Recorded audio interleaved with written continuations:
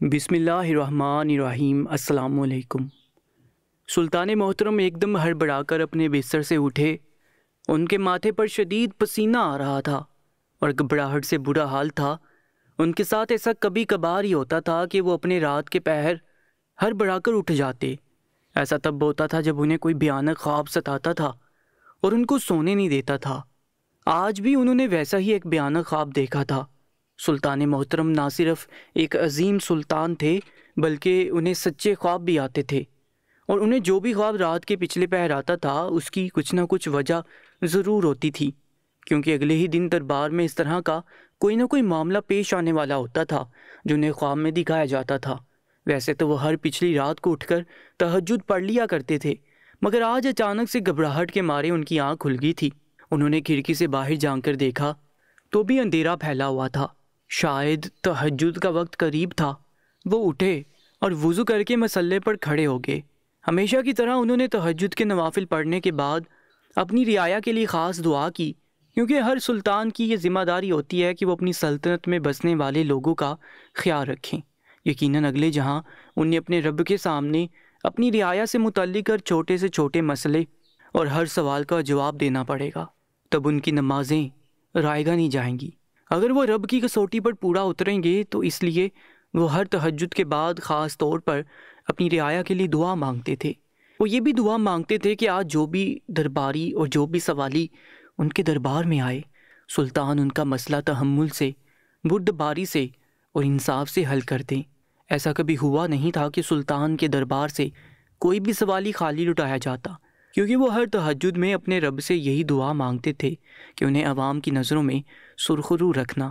اور آج آنے والے خواب نے تو انہیں پریشانی میں مبتلا کر دیا تھا، کیونکہ ایسے خواب تب آتے تھے جب رعایا میں ایک ایسا مسئلہ درپیش ہو جس کا حل نکالنا مشکل ہو، یا جو اتنا سنگین ہو کہ اسے حل کرتے ہوئے بھی بہت احتیاط کی ضرورت درپیش ہو۔ ایسے خطرناک معاملے کے حل میں بھی دشواری پیش آتی تھی۔ بے شک سلطان محترم مضبوط اعصاب کے مالک تھے۔ وہ ہر مسئلے کو چٹکیوں میں حل کرنے کی قابلیت رکھتے تھے، مگر جب بھی انہیں اس طرح کا کوئی خواب دکھائی دیتا تھا تو یہ ان کے لیے خطرے کی گھنٹی ہوتا تھا، ایسا خطرہ جیسا جنگ کے دوران ہوا کرتا تھا۔ اس لیے وہ آج خاص دعا کر کے تہجد کی نماز سے اٹھے تھے اور تھوڑی دیر کے لیے چہل قدمی کرنے کے لیے اپنی چھت پر چلے گئے۔ ملکہ ابھی آرام کر رہی تھی۔ جب وہ نماز فجر کے لیے اٹھی تو سلطان محل سے ملحق مسجد میں نماز فجر ادا کر چکے تھے۔ آج انہیں دربار میں جانے سے پہلے ملکہ سے خاص مشورہ درکار تھا، کیونکہ ایسے خواب وہ اکثر ہی ملکہ کے گوش گزار کرتے تھے۔ سلطان محترم ان بادشاہوں میں سے نہیں تھے جو اپنی بیویوں کو کم عقل سمجھتے ہیں اور ان سے کسی کام میں مشورے نہیں لیتے، بلکہ وہ ہر کام میں ملکہ کا مشورہ لیتے تھے، کیونکہ ملکہ بھی بہت زیادہ ذہین تھی، ہر معاملے کی تہہ تک جاتی تھی۔ جب سلطان نے ملکہ کو اپنے خواب کے متعلق بتایا تو وہ ایک دم سے پریشان ہو گئی، کیونکہ انہیں بھی خطرے کی گھنٹی اپنے چاروں طرف بجتی سنائی دینے لگی تھی۔ خیر انہوں نے اس بات کا معاملہ اللہ تعالیٰ پر چھوڑ دیا اور دربار کی طرف چل دیے۔ دربار کی کارروائی معمول کے مطابق جاری و ساری تھی۔ وزیر خاص بھی آ چکا تھا اور سپاہی بھی سلطان محترم کے استقبال میں سر جھکائے کھڑے تھے۔ جیسے سلطان محترم اندر داخل ہوئے تو سپاہیوں نے اپنے سر کو مزید جھکا لیا اور انہیں سلام پیش کیا۔ سلطان محترم نے بلند آواز میں سلام کا جواب دیا اور اپنی نشست خاص پر بیٹھ گئے۔ وزیر خاص بھی ان کے ساتھ آ کر کھڑے ہو چکے تھے اور کل سے پیش آنے والے واقعات اور مسائل کے بارے میں سلطان کو بتانے لگے۔ سوالی دربار میں کتاروں کی شکل میں اپنے سوال لیے کھڑے تھے۔ ان کے چہرے پر سکون تھا، کیونکہ وہ جانتے تھے کہ ان کا مسئلہ جتنا بھی زیادہ سنگین ہوگا، سلطان محترم اسے چٹکیوں میں حل کرنے کی صلاحیت رکھتے ہیں۔ اور واقعی ایسا ہی ہوا کہ کتار تیزی کے ساتھ گھٹتی جا رہی تھی اور لوگ اپنے مسئلے حل کروا کر دربار سے باہر کا رخ اختیار کرتے جا رہے تھے۔ ان کے چہرے پر خوشی تھی اور سکون بھی تھا، کیونکہ انہوں نے یہاں آ کر غلط فیصلہ نہیں لیا تھا۔ اچانک ہی دربار سے باہر بگدڑ سی مچ گئی۔ جو سپاہی دربار کے باہر کھڑے پہرا دے رہے تھے وہ تیزی سے دربار کے اندر بھاگتے ہوئے آئے اور اس قدر خاص باختہ تھے کہ دربار کے اندر موجود سپاہی بھی بدر کر پیچھے ہٹے کہ شاید دشمنوں نے ہم پر دعویٰ بول دیا ہے، بغیر بتائے ہی۔ آگے دربار میں اس قدر افراتفری مچی تھی کہ جو سوالی اپنا سوال لے کر آئے تھے وہ ایک دم سے اپنے سوال بھول کر کونوں کھدروں میں چھپنے لگے، اس سے پہلے کہ سلطان اس واقعے کی تہہ تک پہنچتے اور معلوم کر پاتے کہ آخر باہر کیا ہو رہا ہے۔ کیونکہ اس قدر افراتفری کا عالم ہے جو آج سے پہلے ایسا کبھی بھی نہیں ہوا تھا کہ پہرے دار ہی دربار کے اندر بغیر اجازت کے گھس آئے ہوں۔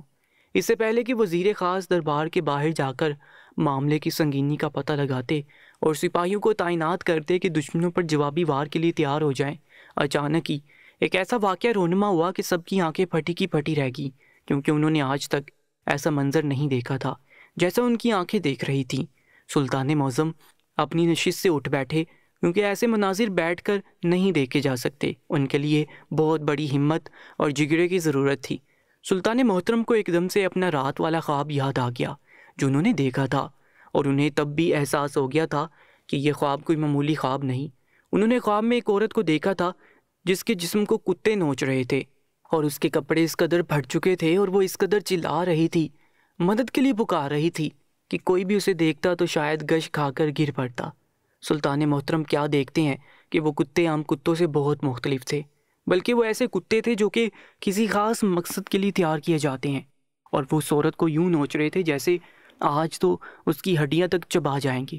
اس سے پہلے کہ سلطان محترم اس عورت تک پہنچتے اور اس کی مدد کرتے، اس عورت نے ہاتھ کے اشارے سے سلطان کو دور سے ہی منع کر دیا۔ یہ اشارہ تھا کہ اگر سلطان قریب آئیں گے تو ان کی جان کو شدید خطرہ لاحق ہو جائے گا۔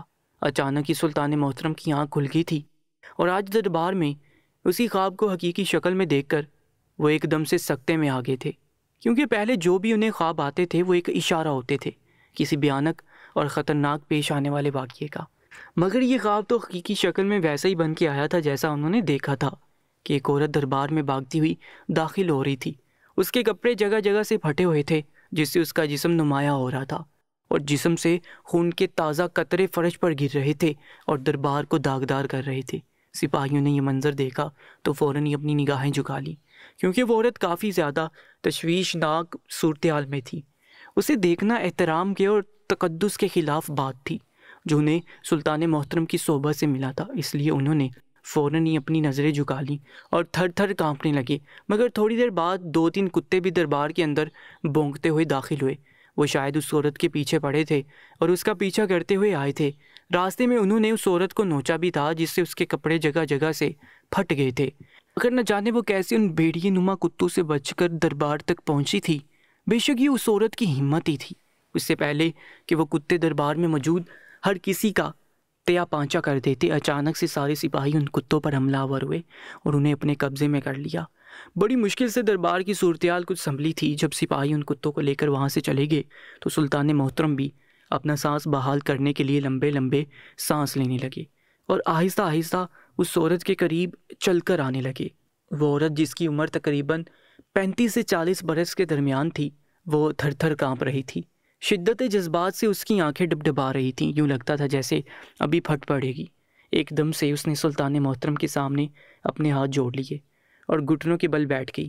کہنے لگی کہ گستاخی معاف سلطان محترم، مگر میرے پاس اپنی جان بچانے کے علاوہ اور کوئی چارہ نہیں تھا، کیونکہ یہ کتے تو میری جان کو آگے تھے۔ اگر میں اس دربار میں بھی اپنی پناہ کے لیے نہ آتی تو شاید یہ مجھے نوچ کر کھا جاتے۔ میں جانتی تھی کہ صرف یہ دربار ہی وہ پناہ گاہ ہے جہاں میری جان اور عزت محفوظ رہے گی، اس لیے میں یہاں چلی آئی۔ مگر یہ کتے اس دربار کے تقدس کو جانتے نہیں ہیں، اس لیے یہ بھی میرے پیچھے بھاگتے ہوئے آگے۔ اس کے لیے میں آپ سے معافی طلب کرتی ہوں۔ زاروں کی طرح رونے لگی۔ سلطان محترم ایک دم جیسے ہوش کی دنیا میں واپس آئے کہنے لگے، اے عورت، تو جو بھی ہے اپنے پیروں پر کھڑی ہو جا اور مجھے بتا آخر یہ کتے تیرے پیچھے کہاں سے پڑ گئے ہیں، کیونکہ میری سلطنت میں اس طرح کے کتے تو کسی کے پاس نہیں۔ یہ تمہیں کہاں سے ملے؟ مجھے سچ سچ بتاؤ۔ اگر تم کوئی جاسوس ہو تو ابھی اور اسی وقت تمہارا سر قلم کر دیا جائے گا، کیونکہ ہم جاسوسوں کو بہت کڑی سزا دیتے ہیں۔ ہماری نظر سے آج تک کوئی بچ نہیں سکا اور ہمیں دھوکہ دینے کی بالکل بھی کوشش نہ کرنا۔ سلطان تھوڑا سا جلال میں بولے تھے، کیونکہ ان کا پالا ایسی عورتوں سے اکثر ہی پڑتا رہتا تھا جو خود کو مظلوم ظاہر کرتی تھی اور سلطان سے اپنی مدد کے لیے آتی تھی، مگر بعد میں پتہ چلتا تھا کہ وہ دشمنوں کی جاسوس ہے، جنہیں ان کے دشمنوں نے سلطان کے دربار میں صرف جاسوسی اور مخبری کے لیے ہی بھیجا تھا۔ اس لیے سلطان محترم اچھی طرح سے جانتے تھے خود کو ظاہر کرنے والی مظلوم عورتوں کے ہتھ کنڈوں کے بارے میں۔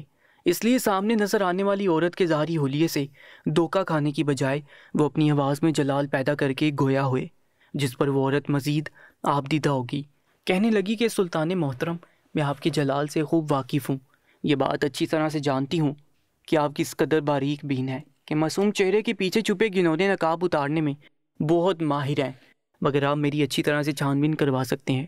میرا پورا بچپن اسی شہر کی گلیوں میں بسر ہوا ہے اور میں اسی شہر کی رہائشی ہوں، اپنے شوہر کے ساتھ اکیلی رہتی ہوں۔ میرا شوہر اکثر ہی تجارت کے سلسلے میں شہر سے باہر رہتا ہے، مگر آج کل وہ کافی زیادہ مشکوک ہو گیا اور مجھے اذیت پہنچانے کا کوئی بھی موقع ہاتھ سے جانے نہیں دیتا۔ سلطان محترم نے جو پوچھا کہ ان کتوں کا کیا معاملہ ہے جو تمہارے پیچھے پڑے ہیں، تو وہ کہنے لگی کہ یہ سب میرے شوہر کی کارستانی ہے، نہ جانے اس کے دماغ میں کیا خلل آ گیا ہے، کتوں کے ذریعے مجھے اذیت پہنچانا چاہتا ہے۔ جب سے میری شادی اس کے ساتھ ہوئی ہے وہ مختلف طریقوں سے مجھے اذیت دیتا ہے۔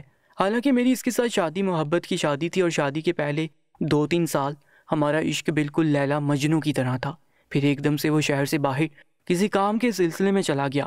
پورے 10 دن بعد وہاں پر رہا۔ وہ پہلی بار مجھ سے اس قدر دور گیا تھا، میں اس کی جدائی میں گھر میں تڑپتی رہی تھی کیونکہ میں گھر میں بالکل اکیلی تھی۔ مجھے رات کو خوف ستاتا تھا، اس کی یاد مجھے بے چین رکھتی تھی، مگر جب وہ پورے 10 دن بعد لوٹ کر آیا تو اپنے ساتھ ایک کتا لے کر آیا۔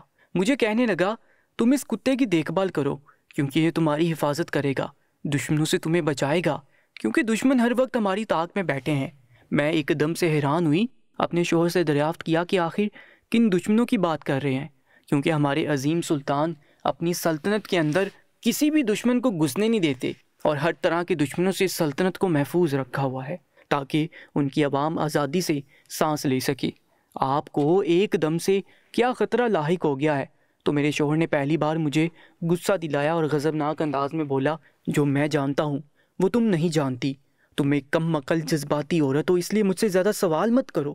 میں تمہارا مجازی خدا ہوں، میں جو چاہے کر سکتا ہوں، جسے چاہے گھر میں لا سکتا ہوں۔ تم کون ہوتی ہو مجھ سے پوچھنے والی؟ بس تمہیں جیسا کہا ہے تم ویسا کرو۔ اور میں تو اس کی کایا پلٹ پر حیران رہ گئی تھی کیونکہ وہ مجھ سے اس طرح سے کبھی بھی ناراض نہیں ہوا تھا اور غضبناک نہیں ہوا تھا۔ میں تو اس کی بات سن کر سہم گئی تھی اور چپ چاپ وہ کتا رکھ لیا۔ میں نے سوچا کہ چلو ایک کتا ہی ہے، دشمنوں سے ہماری حفاظت کرے گا، کہ کوئی چور اچکا گھر میں داخل نہیں ہونے دے گا، اس لیے میں بے فکر تھی اور اپنے شوہر سے یہ سوال نہیں کیے، ورنہ وہ پھر سے مجھ سے ناراض ہو جاتا۔ اور ایک محبت کرنے والا شوہر ایک دم سے بیوی سے غصہ کرنے لگے تو بیوی کو انتہائی ناگوار گزرتا ہے اور وہ دوبارہ سے اسے غصہ دلانے والا سوال نہیں کرتی، اس لیے میں خاموش رہی۔ مگر اس نے ایک ہی کتے پر بس نہیں کی۔ اگلی دفعہ جب وہ دوبارہ شہر سے باہر گیا تو آتے وقت ایک اور کتا لے آیا جو بالکل اسی پہلے والے کتے کی نسل جیسا تھا، اور میں تو شدید قسم کی کوفت میں مبتلا ہو گئی تھی کیونکہ مجھ سے تو پہلا کتا ہی سنبھالا نہیں جاتا تھا۔ وہ کبھی بھی مجھ پر بھونکنے لگتا، میں سہم جاتی، اس لیے میں ہمیشہ اسے باندھ کر رکھتی۔ اگر ایک دن بھی اسے کھلا چھوڑتی تو وہ مجھے ذلیل کر کے رکھ دیتا، میرے پیچھے پڑ جاتا۔ جو میں نے دوسرا کتا دیکھا تو ایک دم سے آپے سے باہر ہو گئی، کہنے لگی آپ کو ہو کیا گیا ہے خالد بن طفیل؟ آپ کو ایک کتا رکھنے پر تسلی حاصل نہیں ہوئی جو آپ دوسرا بھی اٹھا کر لے آئے؟ آپ کو اندازہ نہیں ہے اس کتے نے آپ کے جانے کے بعد میرا کیا حشر کیا ہے؟ یہ تو خدا کا شکر ہے کہ میں نے اسے باندھ رکھا تھا، ورنہ یہ تو میری جان کے در پہ تھا، بار بار مجھے سونگتا تھا جیسے میرے جسم پر کوئی نادیدہ چیز اسے لگی ہوئی محسوس ہو رہی ہے۔ میں تو اس کتے سے تنگ آ گئی تھی اور اسے باہر بھیجنے کا ارادہ رکھتی تھی، مگر آپ دوسرا کتا بھی لے کر آ گئے۔ میری یہ بات سنتے ہی خالد بن طفیل ہتھے سے اکھڑ گیا اور مجھے مارنا پیٹنا شروع کر دیا۔ کہنے لگا تمہاری ہمت کیسے ہوئی اس کتے کو شہر سے باہر بھیجنے کے بارے میں سوچنے کی؟ میں نے جب تم سے کہا تھا کہ یہ تمہاری حفاظت کے لیے ہے تو تمہیں کیا پریشانی ہے؟ میں تو شہر سے باہر چلا جاتا ہوں، نہ جانے تم پیچھے سے کیا کرتی ہوگی، اس لیے مجھے اس کتے کے ذریعے سے تیری حفاظت کرنا پڑی۔ جس پر میں نے تعجب سے کہا کہ کیا یہ کتا کم تھا میری حفاظت کے لیے کہ آپ دوسرا بھی لے آئے؟ پھر آپ میرے متعلق کیوں شک میں مبتلا ہو گئے ہیں؟ میں نے تشویش کے عالم میں اپنے شوہر سے دریافت کیا تو اس نے کہا تم ایک خوبصورت عورت ہو، اور خوبصورت عورت اگر اکیلی ہو تو کوئی بھی اس کے اکیلے پن کا فائدہ اٹھا سکتا ہے، اس لیے یہ کتے ہر وقت تمہاری حفاظت کریں گے۔ اب مجھ سے زیادہ بحث کرنے کی ضرورت نہیں ہے، جو کہا ہے وہ کرو۔ اور میں دوسرا کتا بھی رکھنے پر مجبور ہو گئی، مگر مجھے لگ رہا تھا جیسے میرے شوہر پر کسی نے عمل کر دیا ہو، کیونکہ وہ تو مکمل دماغی طور پر بہہ گیا تھا۔ اور اس بات پر یقین مجھے تب آیا جب وہ ہر دوسری رات ہی ایک کتا لے کر آ جاتا تھا۔ میرے گھر میں اب کتے ہی کتے ہو چکے تھے، اب تو میں نے اپنے شوہر سے باقاعدہ جھگڑنا شروع کر دیا تھا، کیونکہ مجھے اپنی جان کے لالے پڑ چکے تھے۔ وہ کتے اس قدر پاگل تھے، کسی وقت بھی مجھے کاٹ کھاتے، اور ہر وقت ڈری سہمی سی رہتی تھی۔ میں ان کو باندھ کر رکھتی تھی، پھر بھی مجھے خوف ستاتا تھا کہ کہیں کوئی چھوٹ کر میرے اوپر حملہ آور نہ ہو جائے۔ میرا شوہر تو مکمل طور پر پاگل ہو چکا تھا، کوئی بھی دلیل اس کے پاگل پن کو زائل نہیں کر رہی تھی، اور جب وہ شہر سے باہر گیا تو میں گھر میں اکیلی ڈری سہمی سی بیٹھی تھی، کیونکہ وہ کتے دور سے ہی دیکھ کر مجھے بھونک رہے تھے۔ ان کا بس نہیں چل رہا تھا کہ مجھے نوچ ڈالیں۔ پھر ایسا ہی ہوا تھا کہ میرے شک کی تصدیق ہوگی، اور ان میں سے ایک کتے نے اپنی رسی اسی طرح سے چھڑوا لی اور دوسرے کتوں کی رسیاں کاٹنے لگا۔ اس سے پہلے کہ وہ مجھ پر حملہ کرتے، میں اچانک گھر سے باہر کو بھاگی تاکہ اپنی جان بچا سکوں، جس کی مجھے ذرا بھی امید نہیں تھی کہ اب بچے گی، کیونکہ وہ مجھے دیکھ کر اپنی ڈال ٹپکاتے ہوئے میرے پیچھے پیچھے دوڑ رہے تھے۔ راستے میں کئی بار انہوں نے مجھ پر حملہ کیا، مگر میرے جسم پر ذرا سی کھرونچیں آئیں اور میں اپنی جان مشکل سے بچا کر آپ کے دربار میں داخل ہو گئی ہوں، کیونکہ مجھے پتا ہے کہ اس دنیا میں اگر کوئی پناہ گاہ ہے تو وہ سلطان محترم کا دربار ہے۔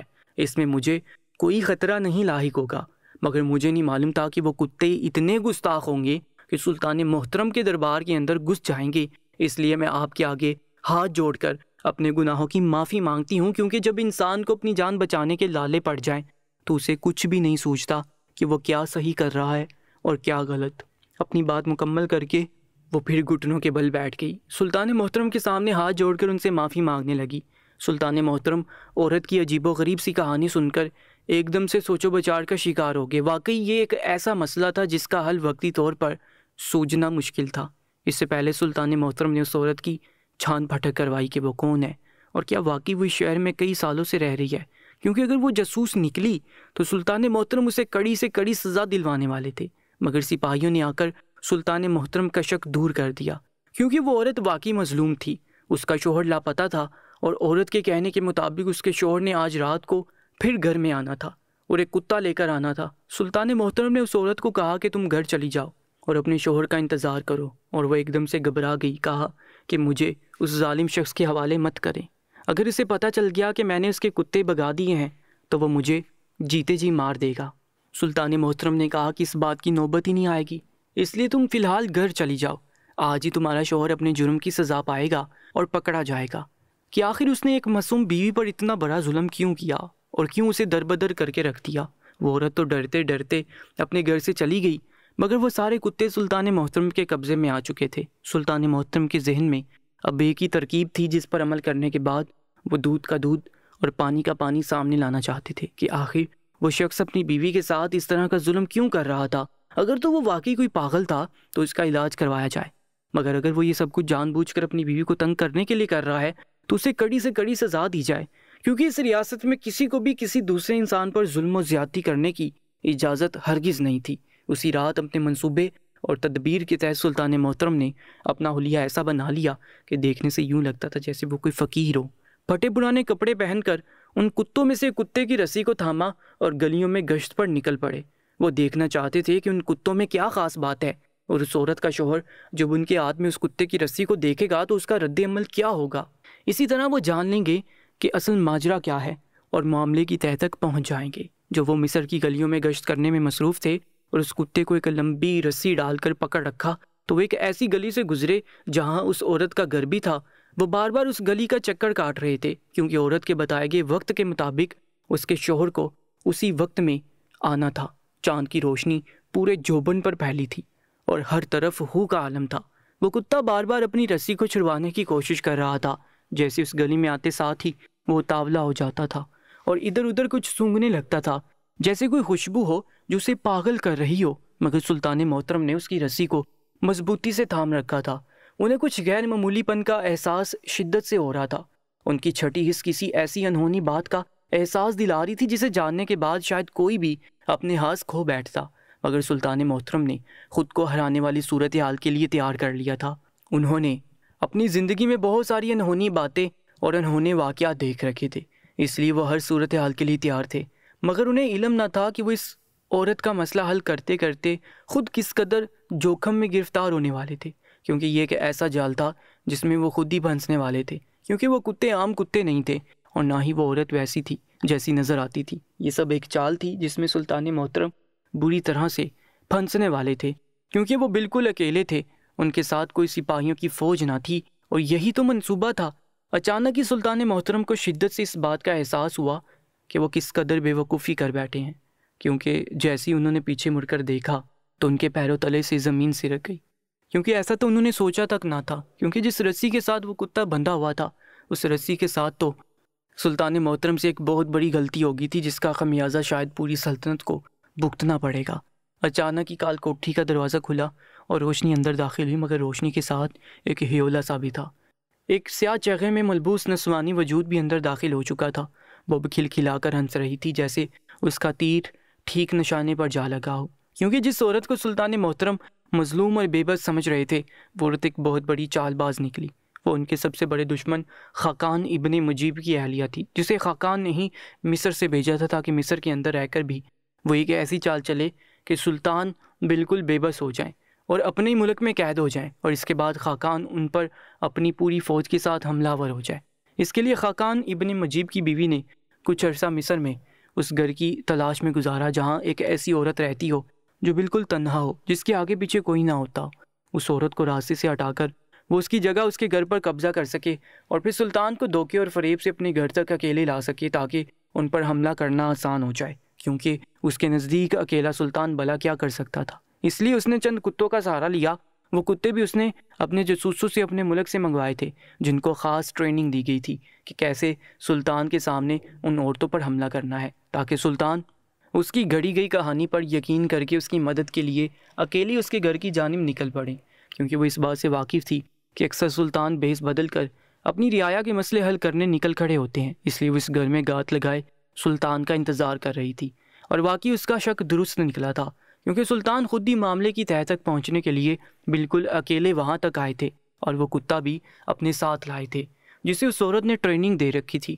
اس لیے جیسے سلطان اس گلی میں داخل ہوئے، اس کتے نے مخصوص آواز نکالنی شروع کر دی، اور گلی میں ہی بیٹھ کر چھپ کر دشمنوں کو اطلاع مل گئی کہ سلطان یہاں آن پہنچے ہیں۔ اس لیے انہوں نے سلطان کو اچک لیا اور اسی گھر میں لا کر ایک کال کوٹری میں بند کر دیا۔ سلطان محترم جو ابھی تک بالکل ہی ساکت سے تھے، ان کا ذہن کوئی بھی سوچنے سے قاصر تھا، ایک دم سے جیسے ہوش کی دنیا میں آئے تھے، اور انہیں اس بات کا احساس ہوا کہ وہ کیا کر بیٹھے ہیں۔ اچانک ہی دروازے کھلے اور وہ عورت داخل ہوئی۔ اس نے سیاہ رنگ کا چگا پہن رکھا تھا اور دانت نکال کر ہنس رہی تھی کہ کیسے اس نے اتنے دانا سلطان کو چکما دے ڈالا اپنے چند آنسو بہا کر، مگر وہ شاید یہ نہیں جانتی تھی کہ اتنی بڑی ریاست کا بادشاہ اور سلطان کمزور نہیں ہوتا کہ ایک عورت کی چال میں آسانی سے پھنس جائے۔ ادھر دشمن کو اطلاع مل چکی تھی کہ سلطان قید کر دیے گئے ہیں اور حملے کی تیاری کی جائے، اور ادھر سلطان بار بار بے چینی سے روشن دان کو دیکھ رہے تھے جہاں سے چاند کی روشنی چھن چھن کر آ رہی تھی۔ انہیں بس اب انتظار کرنا تھا، اس عورت کی چال کو ناکام بنانے کا انتظار۔ سلطان محترم جب بھی ایسا کوئی خواب تہجد کے وقت دیکھتے تھے تو اپنی ملکہ کے گوش گزار ضرور کرتے تھے، کیونکہ اس خواب کا ایک ہی مطلب ہوتا تھا کہ دشمن ان پر حملہ کرنے کی چال چل چکا ہے، بس وہ سلطان کی کمزوری سے فائدہ اٹھانے کے انتظار میں ہے۔ جیسے انہوں نے اپنے خواب کا ذکر تہجد کے وقت ملکہ سے کیا تھا، ملکہ بھی تشویش میں پڑ گئی تھی کہ آخر کون سی چال دشمن چلنے والا ہے، اور انہوں نے سلطان کو خبردار بھی کیا تھا کہ چکنا رہیں۔ جب دربار میں اس عورت کا واقعہ رونما ہوا تو سلطان نے اپنا بیس فقیروں میں بدلنے سے پہلے ملکہ سے کہا تھا کہ مجھے خطرے کے الارم سنائی دے رہے ہیں، اس لیے میں اس عورت کی سچائی کے بارے میں معلوم کرنے جا رہا ہوں۔ اگر میں آدھی رات تک نہ لوٹوں، جب چاند بالکل آسمان کے وسط میں پہنچ جائے تو تم سپاہیوں کو خبردار کر دینا اور جنگ کے لیے تیار کر لینا، کیونکہ سلطان کی غیر موجودگی میں ملکہ ہی سلطان کی جگہ پر فیصلہ لینے کا اختیار رکھتی تھی، اور وہ بھی چاند کے آسمان کے وسط میں جانے کا انتظار کر رہے تھے۔ اس کے بعد انہیں اگلی حکمت عملی اپنانا تھی، اور جب رات آدھی ہو چکی تو انہوں نے سلطان کے حکم کے مطابق جنگ کے لیے فوج کو تیار کر لیا اور چند سپاہی اسی گھر تک بھیجے جہاں اس عورت نے سلطان کو قید کر رکھا تھا۔ اور ادھر وہ عورت غرور سے گردن تان کر کھڑی تھی کہ آج تو سلطنت کا بادشاہ اس کے ہتھے کتنی آسانی سے چڑھ گیا ہے، مگر سلطان کا چہرہ مطمئن تھا کیونکہ انہیں اپنی ملکہ کی دانائی پر بھروسہ تھا۔ کچھ دیر بعد سپاہیوں نے گھر کو پوری طرح سے گھیر لیا۔ اس عورت کے چہرے پر ہوائیاں اڑ چکی تھیں اور سلطان مسکرا رہے تھے، اس عورت سے گویا ہوئے کہ اب اپنے انجام کو سوچ کر ڈر جاؤ، کیونکہ دھوکہ دینے والوں کی سزا عمر قید ہے، اور تم تو دھوکے باز کے ساتھ جاسوس بھی ہو، اس لیے تمہاری خیر نہیں، تمہارا شوہر تمہاری شکل دیکھنے کو بھی ترس جائے گا، اور اس کا سلطان پر حملہ کرنے کا پلان درے کا درا رہ جائے گا، کیونکہ جس انسان کو اللہ تعالیٰ کی غیبی امداد حاصل ہو اسے کوئی دشمن خاک میں نہیں ملا سکتا۔ اتنے میں سپاہیوں نے اس عورت کو گرفتار کر لیا اور محل کے قید خانوں میں لے گئے، اور یوں سلطان کی دنائی اور حکمت اور ان کی ملکہ کی دور اندیشی کام آئی اور انہیں بہت بڑے خطرے سے بچا لیا۔ دوستو، روزانہ ایسی ہی کہانی اور واقعہ سننے کے لیے چینل کو سبسکرائب کر کے ساتھ موجود بیل آئیکن پر بھی کلک کر لیجیے گا، اور آج کی اس کہانی کے بارے میں ایک کامنٹ لازمی کیجیے گا۔ اپنا بہت زیادہ خیال رکھا کریں۔